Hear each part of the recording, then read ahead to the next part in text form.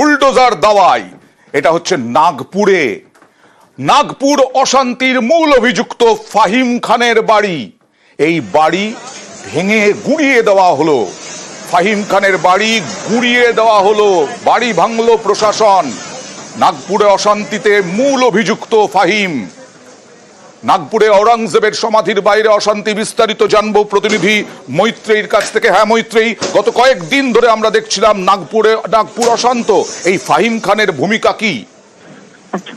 দেখো, ফাহিম খান মূল অভিযুক্ত ছিলেন নাগপুরের যে ধর্মীয় কলহ এবং ঔরঙ্গজেবের বিষয় নিয়ে, ঔরঙ্গজেব ইস্যুতে যে মূল সমস্যার সৃষ্টি হয়েছিল নাগপুরে, তাতে মূল অভিযুক্ত ছিলেন এই ফাহিম খান এবং তাকে ইতিমধ্যেই গ্রেপ্তার করেছে নাগপুর পুলিশ। কিন্তু তারপরে যেটা দেখা যায় যে গতকালই নাগপুর পুলিশের তরফ থেকে জানানো হয়েছিল যে তার যে বাড়ি, তার যে বাসভবন, সেই বাসভবনের একটা অংশ ইলিগালি কনস্ট্রাক্টেড এবং সেই ঘটনার পরিপ্রেক্ষিতে আজকে বুলডোজার নিয়ে যাওয়া হয় এবং তার বাড়ির একটা অংশ ভেঙে দেওয়া হয়। এর আগে আমরা দেখেছি উত্তরপ্রদেশে এই বুলডোজার পলিটিক্স এবং সেই ঘটনার ক্ষেত্রেও কিন্তু যথেষ্ট নিন্দাতে সরব হতে দেখা গিয়েছে সর্বোচ্চ আদালতকেও।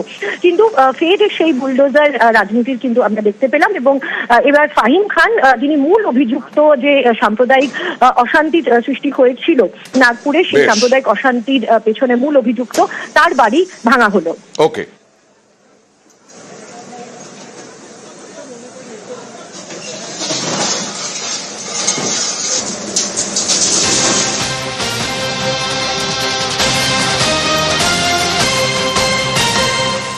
নাগপুরেও বেআইনি নির্মাণ করেছিল ফাহিম খান, সেই অংশ ভাঙা হলো। আর এখানে বেআইনি নির্মাণ 21 নম্বর ওয়ার্ডে আসানসোলে, সেখানেও বুলডোজার চালিয়ে, একেবারে আর্থ মুভার চালিয়ে ভেঙে গুঁড়িয়ে দেওয়া হচ্ছে। বাড়ি নির্মাণের পুকুর বুঝিয়ে বাড়ি নির্মাণ হয়েছিল। 21 নম্বর ওয়ার্ডের পলাশডিহার ঘটনা। কথা বলবো প্রতিনিধি দীপকের সঙ্গে, সরাসরি চলে যাব দীপকের কাছে। দীপক, এরা কারা তৈরি করেছিল এইরকম বেআইনি নির্মাণ, পুকুর বুঝিয়ে? পুকুর কি ফেরানোর উদ্যোগ এবার? একেবারে আসানসোল পৌরসভা সেই উদ্যোগে নিয়েছে। যেইভাবে সরকারি জমিতে পুকুর ছিল, সেই পুকুরকে ভরাট করা হয়েছে বেআইনিভাবে, তারপরে সেইখানে বাড়ি নির্মাণের কাজ শুরু করা হয়েছিল। স্থানীয় বাসিন্দারা যখন এই অভিযোগ আসানসোল পৌরসভাকে জানায়, এরপরে কিন্তু আসানসোল পৌরসভা ভূমি ও ভূমি রাজস্ব দপ্তরের আধিকারিককে সঙ্গে নিয়ে আজ ঘটনাস্থলে যায় এবং বুলডোজার দিয়ে একেবারে যে বাউন্ডারি ওয়াল তৈরি করা হয়েছিল, বাড়ি নির্মাণের কাজ চলছিল, সেটাকে একেবারে ভেঙে দেওয়া হয়েছে। এবং পৌরসভা থেকে জানানো হয়েছে কি বেআইনিভাবে একেবারেই কিন্তু এক বিশাল পুকুর ছিল জাতীয় সড়কের পাশে, সেই পুকুরকে ভরাট করে পরে সেই বাড়ি নির্মাণের কাজ চলছিল। এরপরেও যদি কোথাও থেকে অভিযোগ পাওয়া যায়, তারপর সেই অভিযোগ পেলেই তার বিরুদ্ধে ব্যবস্থা নেওয়া হবে। যেইভাবে আজকে ভালো কাজ, কারণ এই রকম বিরাট পুকুর রাস্তার পাশে, সেটা ভরাট করে বেআইনি নির্মাণ হচ্ছে, প্রশাসন পদক্ষেপ করলো।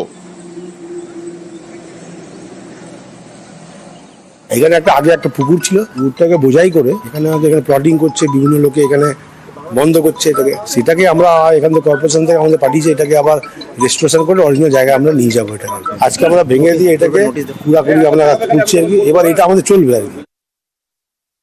यहाँ पे ये पोखर है, पोखर के ऊपर बाउंड्री किया हुआ था, सरकार की तरफ से गाड़ी आया है, नोटिस पहले दिया गया था, बस ये बाउंड्री टूट रहा है। सरकार चाहती है कि पोखर है, इसके वजह से ये तोड़ा जा रहा है, तो फिर सरकार इसको पूरा पोखर बना के दे।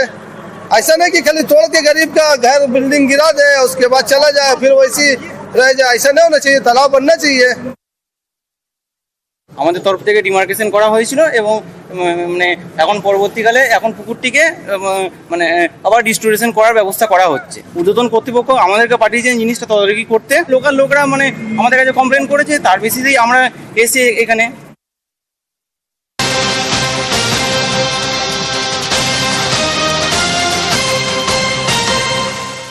আমরাই প্রথম দেখিয়েছিলাম পানিহাটিতে অমরাবতী মাঠ বিক্রি হয়ে যাচ্ছে। এখন মানুষ অনেক সচেতন। মানুষ নগেন্দ্র স্মৃতি শিশু উদ্যান, আরেকটা মাঠ দেখুন, এটা 1965 সালে প্রতিষ্ঠিত স্থাপিত এই মাঠ বারাকপুরের।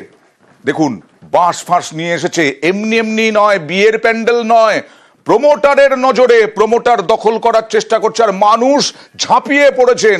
ওই পার্ক দখল হতে দেবেন না।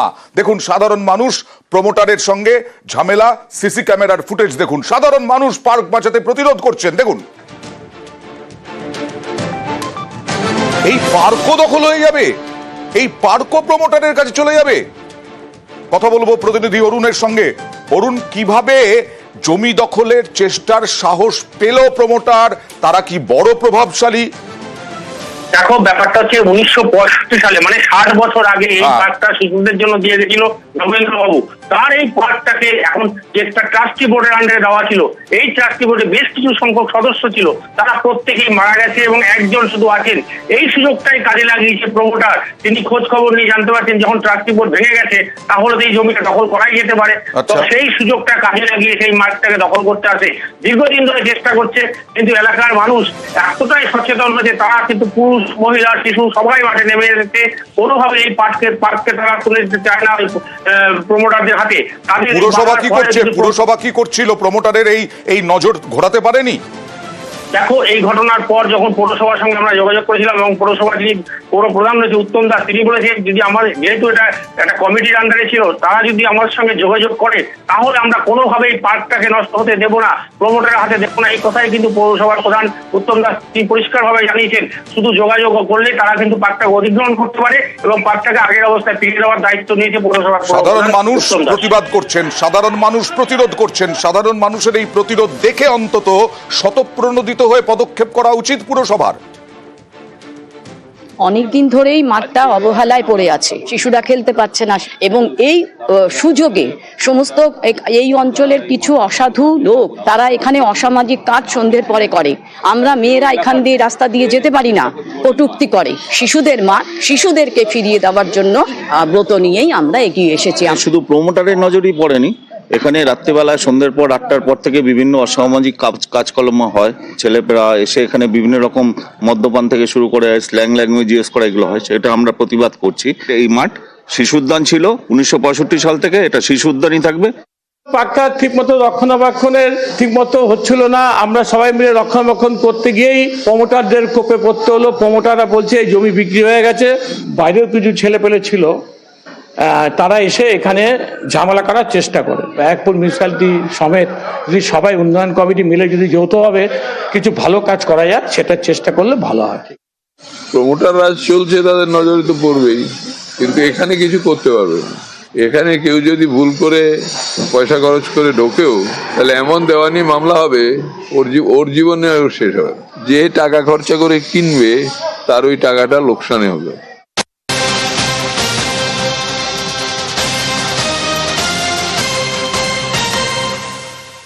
ডেবরার ছবি দেখুন। ডেবরায় গাছ কেটে সাফ। এক নেতার বিরুদ্ধে অভিযোগ, বিজেপি পঞ্চায়েত সদস্য ওই নেতার বিরুদ্ধে অভিযোগ করেছেন যে গাছ কেটে সাফ করে দিচ্ছেন ওই নেতা। ডেবরায় সবুজ ধ্বংসের অভিযোগ। অভিযুক্ত নেতা আবার বলছেন এগুলো অপপ্রচার, বিরোধীদের অপপ্রচার। কতগুলো গাছ কাটলেন তিনি, কত বড় প্রভাবশালী, কিভাবে সাহস পেলেন, সরাসরি চলে যাব দিগ্বিজয়ের কাছে। দিগ্বিজয়,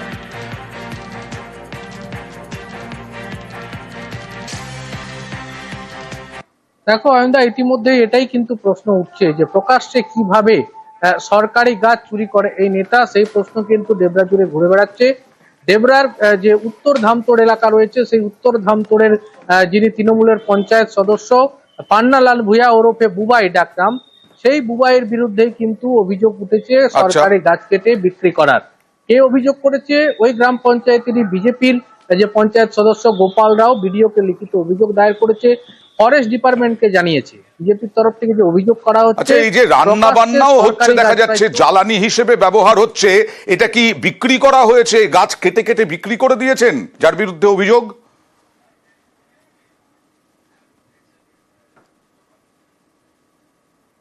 দেখো যে বিজেপি যার বিরুদ্ধে অভিযোগ তুলেছে, সেই তৃণমূল নেতা কিন্তু জানাচ্ছেন যে তার বিরুদ্ধে যে অভিযোগ এসেছে তাকে বদনাম করার জন্য বিজেপি অভিযোগ করছে। আদতে ওই গ্রামে একটি অনুষ্ঠান হয়, ধর্মীয় অনুষ্ঠান, সেখানে প্রতি বছরই যে সমস্ত গাছ নষ্ট হয়ে যায় সেগুলি কিন্তু রান্নার কাজে লাগে। তৃণমূল নেতা কিন্তু বলছেন যে এই সমস্ত গাছ কেবলমাত্র এই অনুষ্ঠানে লাগানোর জন্যই হয়েছে, ব্যক্তিগতভাবে তিনি কোনো কিছু করেননি। অভিযোগকারী অভিযুক্ত তারা কি বলছেন দেখুন। দীর্ঘ বছর ধরে এই অনুষ্ঠান চলে, ধরে এখানে একটা নরনারায়ণ সভার আয়োজন করা হয়। তো সেই কারণে 100 থেকে 150 কুইন্টাল জ্বালানির প্রয়োজন হয়। মরে যাওয়া, ভেঙে পড়া বা হচ্ছে যে পোকা ধরা, যেটা বিপজ্জনক গাছ, যেটা যে কোনো মুহূর্তে ঝড়ে বাড়িতে মানুষের পথ চলতে মানুষের বিপদ আনতে পারে, সেরকম গাছ গ্রাম পঞ্চায়েত, গ্রামবাসী বা গ্রাম কমিটির পক্ষ থেকে যে যখন পঞ্চায়েত থেকে তাদেরকে অনুরোধ করেন, ওনারা 5-7টা গাছ এরকম বিপজ্জনক গাছ তারা এই মহাযজ্ঞে জ্বালানি হিসেবে ব্যবহার করার জন্য ওনারা নেন। সেই মতো এই বছরও সেই রকমই জ্বালানি হিসেবে ওনারা নিয়েছেন। প্রধানের মতন না থাকলে উনি স্টেপ নিতেন, ওইসব গাছগুলো যেগুলো অবৈধভাবে কেটেছে সেগুলো অঞ্চলে নিয়ে আসতেন। কোন রকম ভাবে ওইসব গাছগুলো নিয়ে আসেনি, কিন্তু অঞ্চল সেক্রেটারি গেছিলেন, ওই অঞ্চলের সেক্রেটারি গিয়ে উনি কিছু ছবি তুলে নিয়ে এসছে, ছবি তুলে এসে প্রধানকে জানিয়েছিল, কিন্তু প্রধান কোনো গুরুত্ব দেয়নি। এবং বিভিন্ন তৃণমূল নেতার বাড়িতে ওইসব গাছ কিছু সরিয়েও রাখছে যাতে ধরা না পড়ে। এখানে ডেবরায় গাছ কেটে সাফ করার অভিযোগ, বিক্রিরও অভিযোগ, আর এখানে বিক্রিরই অভিযোগ। এখানে একেবারে গাছ কেটে ভাতারে দেদার গাছ কেটে পঞ্চায়েতের অনুমতি ছাড়া, বন দফতরের অনুমতি ছাড়া দেদার গাছ কাটা হচ্ছে, এবং দেদার গাছ কেটে এক নেতা এগুলো বিক্রিও করে দিচ্ছেন বলগোনা গ্রাম পঞ্চায়েত এলাকায়। কথা বলবো প্রতিনিধি শরদিন্দুর সঙ্গে। শরদিন্দু, কি ঘটনা ঘটেছে? দেখো, বলগোনার সেরেন্ডা গ্রাম, এবং সেখানে ঝড় বৃষ্টিতে 2-1টি গাছ পড়েছিল। গ্রামবাসীদের অভিযোগ, সেই অজুহাত দেখিয়ে অন্তত 45টি গাছ কেটে ফেলা হয়েছে। রাস্তার দুধারের গাছ, কোন রকম বন দপ্তরের কোনো মতো অনুমোদন নেওয়া হয়নি, পঞ্চায়েতেরও কোনো রকম অনুমোদন ছিল না, অথচ সেখানে তৃণমূল কংগ্রেসের অঞ্চল সভাপতি প্রণব পাঁজার নির্দেশেই এই গাছ কাটা হয়েছে বলে অভিযোগ উঠছে। যদিও প্রণব পাঁজা এই অভিযোগ অস্বীকার করেছেন, এবং এলাকার বাসিন্দারা তারা এই গাছ কাটতে দেখে গাছ কাটার কাজে বাধা দেয়, এবং তারপরই বিষয়টি সামনে আসে। প্রশাসনও নড়ে চড়ে বসে। এখন পঞ্চায়েতের পক্ষ থেকেও বলা হচ্ছে গাছ কাটার কোনো অনুমোদন ছিল না। দেখা যাক কোনো পদক্ষেপ হয় কিনা। গাছটা লাগিয়েছিলাম, তো ধরো আমাদের যত কোনো গ্রুপ আছে সেসব গ্রুপে সবাই মিলে লাগিয়েছে। বলা হয়েছিল যে পঞ্চায়েত থেকে যে 75% আপনাদের, 25% পঞ্চায়েতে। আমাদের যেসব আছে, যেসব হিসাব যেগুলো তো কিছু তো পাওয়া যায় না, কিছু পাইও নাই। আমরা 300 গাছ কেটে কালীমাতা ফার্নিচারে দোকানে গিয়ে জড়ো করা হচ্ছে, তাকে বিক্রি করা হচ্ছে। অঞ্চল প্রেসিডেন্টের গ্রামের লোক যদি প্রণব পাঁজার নামে আজকে এবং কালকের মধ্যে যদি এফআইআর উনি না করেন, তাহলে আমরা জানবো যে মাননীয় প্রধান ম্যাডামও গাছ কাটায় যুক্ত আছেন। এসেছি, আমরা ফিল্ডে দেখলাম, এরপর আমরা যাব, আমাদের উত্তরপক্ষ অফিসার আছে ওনাদের কাছে যাবো, যে বলবো যে হ্যাঁ এই ব্যাপারে এই বৃত্তান্ত, এখন আপনারা যা ভালো বুঝবেন সেটা করুন। পঞ্চায়েত কাটতে পারে, এইগুলো সমস্ত পারমিশন করাতে হবে, পঞ্চায়েত পারমিশন করাতে হবে, ফরেস্ট পারমিশন করাতে হবে, আরও উত্তরপক্ষ যে অফিসার আছে তাদের থেকে আরও কিছু পারমিশন করিয়ে তারপরে এই গাছগুলো কাটার উপযুক্ত জায়গা হলে তবে কাটতে দেবে, নাহলে নচেত দেবে না। ফিল্ডে গিয়ে দেখলাম 45টার মতো গাছ কেটেছে। এবার সে 45টা গাছই ঝড়ে পড়েছে, কিন্তু আমার জানা নেই, তার কারণ অলরেডি গাছগুলো কাটা আছে। ঠিক আছে, আমার গাছগুলো কি ঝাড় অবস্থায় কেটেছে? তা বললো যে না, গাছগুলো পড়ে গিয়েছিল, দিয়ে কাটছিল কেউ একজন। তো এবারে যা করার বন দপ্তরকে খবর দেওয়া হয়েছে, এবার যেটা আইন মাফিক করার সেগুলো করা হবে। গাছ কেটে কেটে সাফ করে দিচ্ছেন বিভিন্ন নেতা। এর আগে সচেতন মানুষ যে, তারও উদাহরণ আমরা দেখিয়েছি। আর এই 70 বছরের এক বৃদ্ধ, তিনি একা সাইকেলে করে গাছের সচেতনতা, গাছ না কাটা, বনে আগুন না জ্বালানো, এই সব নিয়ে সচেতন করার চেষ্টা করে চলেছেন, রোদ মাথায় নিয়ে সাইকেল চালিয়ে। 5000-এর বেশি গাছও লাগিয়েছেন কাকসার এই অশোক রায়। রাজ্যের বিভিন্ন প্রান্তে ঘুরে সচেতনতার বার্তা দেওয়ার চেষ্টা করছেন, যাতে বন্য প্রাণ বাঁচে, মানুষ যাতে বাঁচে।